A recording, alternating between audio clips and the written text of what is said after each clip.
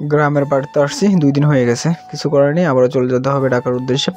তো আমি এখন বের হয়ে গেছি, রাতের 9:30 আমরা বাসা থেকে বের হয়েছি। তো এখন 10টা প্রায় বাজে না, এখন কিছু সময় বাকি আছে। তো আমি চলে আসছি আমাদের ইলিশা লঞ্চ ঘাট। তো সেখানে আমরা উঠছি হলো গিয়ে সবচেয়ে বড় যে লঞ্চটা, সুরভি 8 লঞ্চে। তো এইখানে আশেপাশে আরও কিছু লঞ্চ আছে 2-1টা। আর আমাদের এই ঘাটটা কিন্তু একসময় একবারে ছোট ছিল, এখন প্রায় অনেক বড় হয়ে গেছে। আমাদের ভোলা খেয়া ঘাট যেটা আছে সেটা থেকেও অনেক বড় এখন আমাদের এই লঞ্চ ঘাটটা। এখানে কিন্তু আশেপাশে লঞ্চ আছে। তো আমি আগে লঞ্চের ভিতরে ঢুকছি, তারপরে আর রাত্রে যে টিকিটগুলো আছে টিকিটের মূল্য কিন্তু একবারে কম। তো আমাদের এখানে টিকিটগুলো আমি ধরছি। আর এটা হলো গিয়ে ভিতরের দৃশ্য। আমি যাওয়ার কালে কিন্তু সিটে গেছি, আর যেহেতু রাত্রে এখন আমি ঢাকা আসবো, তো সেই জন্য এখন একবারে বসা মানে ঢালা সেটা হবে।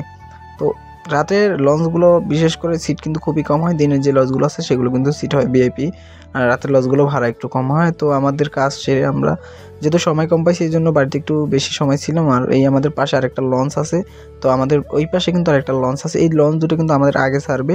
তো ছাড়ার সময় আমি আপনাদেরকে দেখাবো। সেই সাথে কিন্তু 3টা লঞ্চ যাবে, সেই 3টা লঞ্চই আমি আপনাদের একসাথে দেখাবো। আর বর্তমানে এইটা হলো গিয়ে একবার পিছন সাইড, আর আমাদের যে লঞ্চটা আছে সুরভি 8 লঞ্চ, সেটা কিন্তু বড়। আর এই দুইটা যেটা এইগুলো হলো কিন্তু ছোট, এগুলো হলো গিয়ে চরফেশনাল লঞ্চ। আর এটা কিন্তু সুরভি কিন্তু আমাদের ঘাট পর্যন্ত, এখান থেকে হলো কালীগঞ্জ, তারপর হলো ফতুল্লা, তারপর হলো গিয়ে ঢাকা। ফতুল্লা ঢাকা একসাথেই কিছুটা দূরত্ব, আর কালীগঞ্জ কিন্তু আমাদের এখান থেকে মাত্র 20 থেকে 30 মিনিট লাগে। আর এখন কিন্তু লঞ্চতে 10টা বাজে, এখনও পিছনে কিছু জায়গা খালি আছে, কিন্তু একবারে খালি থাকবে না, পুরোটা ভরে যাবে। আর এখন আমি যাইতেছি হলো ইঞ্জিল রুমের দিকে, যেটা হলো আমি সবসময় ভিডিও করছি কিন্তু কখনো ইঞ্জিল রুমটা দেখাই নাই। আর ইঞ্জিল রুমের কিন্তু প্রচুর শব্দ, আর এই শব্দ কখনো আমি কারো কারণ শুনতে চাই যে আমি তারপর ইঞ্জিনের একটু শব্দ এখানে দিয়ে রাখবো, তো সেটা শুনবেন, বেশি না মাত্র কিছু সময়। আর এখানে কিন্তু দুইটা বড় বড় অনেক বড় দুটো ইঞ্জিন আছে। যাই হোক, খাঁচা দেওয়া তো সেই আমি ভিতরে মোবাইল দেখতে পারি, বাইরে থেকে যতটুকু সম্ভব আমি আপনাদেরকে দেখানোর চেষ্টা করছি।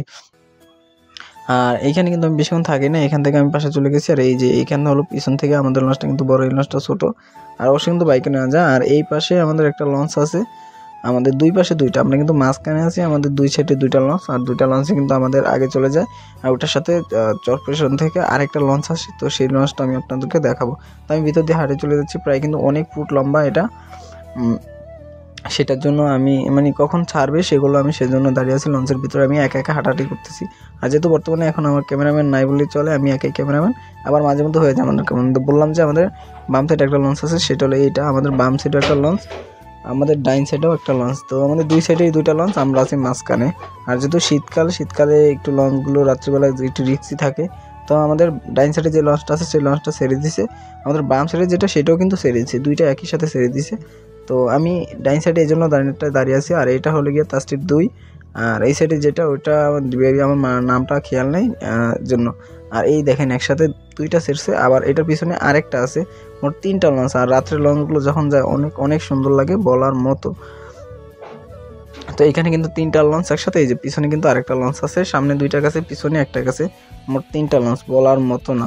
আর আরেকটা কথা হলো কি, শীতকালে কিন্তু সবচেয়ে বেশি সমস্যা মধ্যরাতে লঞ্চ চালাতে অনেক কষ্ট হয়, নিশির জন্য একটা সমস্যা হয়। এই যে বললাম যেটা সুরভি 8 লঞ্চ, এটার ডেকোরেশন অনেক সুন্দর। এটা হলো দোতলা ক্যাবিন সাইড, শুধু আমি অনলি আপনাদের ক্যাবিন সাইডটা একটু দেখালাম, আর কিছু দেখালাম না। আর ক্যাবিন কিন্তু মোটামুটি অনেক বড়। আর এই সাইডে কিছু চেয়ার রাখছে, ক্যাবিনে যারা থাকে ওরা অবসর টাইম মানে একটু বসার জন্য চেয়ার রাখে, সেখানে বসে গল্প করে। আর আমি মেবি ক্যাবিনে নিয়ে আমরা নিচে বিছনা করে নিচ্ছি, সেখানে ছিলাম। তো আশা করি সবাই ভালো থাকুন, পরবর্তী নতুন ভিডিওতে আবারও দেখা হবে। আল্লাহ হাফেজ।